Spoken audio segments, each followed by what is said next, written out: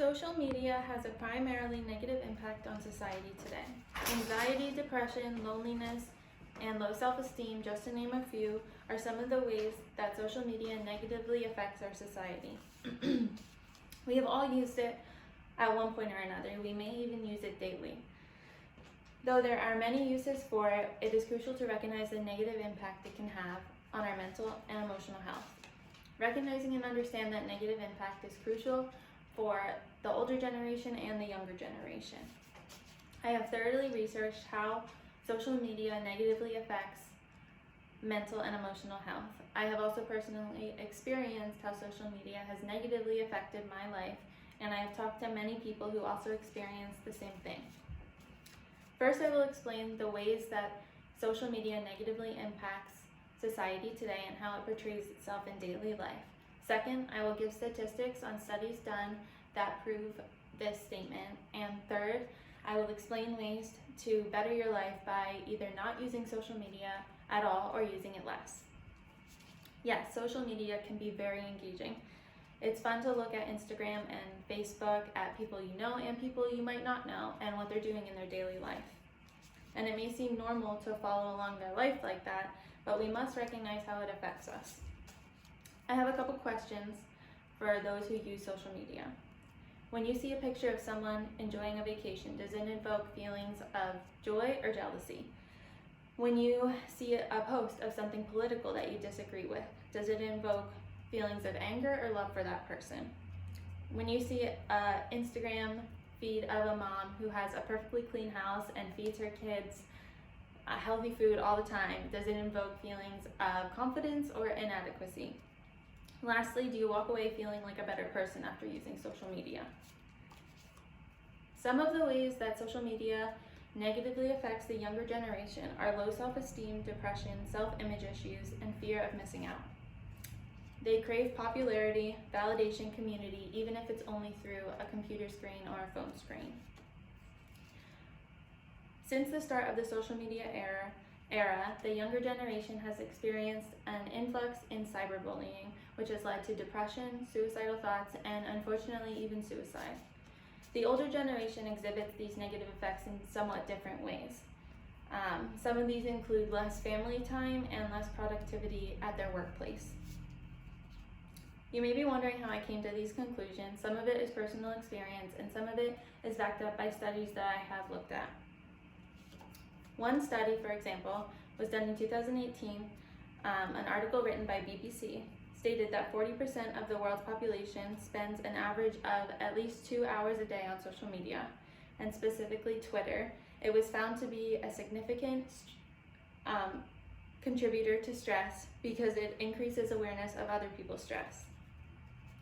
2 studies involving more than 700 students found that depressive symptoms such as low mood, feeling worthless and hopeless were linked to the quality of online interactions.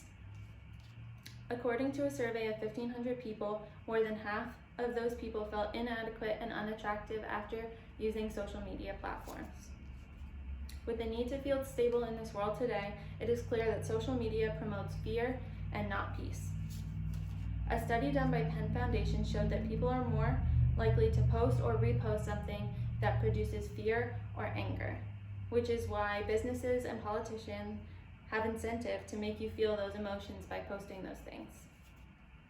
Looking at the younger generation, it is safe to assume that kids age 10 and up at least have one social media platform that they use on a daily basis.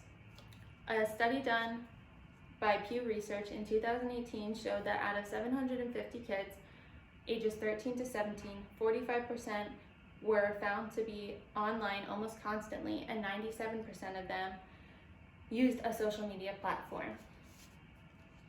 Another Pew Research study done showed that 59% of US teens have experienced at least one of 6 types of abusive behaviors online, the most common being name calling. 42% were called names, 32% had someone spread false rumors about them, 21% had strangers ask about their whereabouts, and 16% were the target of physical threats. You can clearly see the negative impacts that social media has on many different generations. but there are ways that we can make this better. The first way would simply be not to use it. And if you can't do that, the second way would be to limit it as much as possible.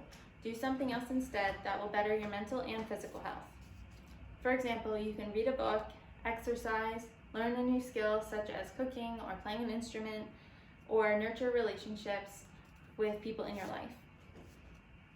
It is clear that social media presents a sort of false reality. It captures the highlights and also the worst moments in people's lives and puts them on display for all to see. This invokes different emotions such as jealousy, inadequacy, fear, confusion, resentment, and the list goes on and on. It's important to be watchful and recognize that we can use everything in moderation, but be careful that it doesn't become an addiction. Ways to make sure you are not addicted to social media would be to limit screen time, delete or deactivate your account for a certain period of time, and ask yourself after using it if you're better or worse for it. Anxiety, depression, low self-esteem, and loneliness are only a few of the negative impacts that social media has on our society today. Given the evidence, it's important to ask yourself to consider the consequences of using social media on a daily basis.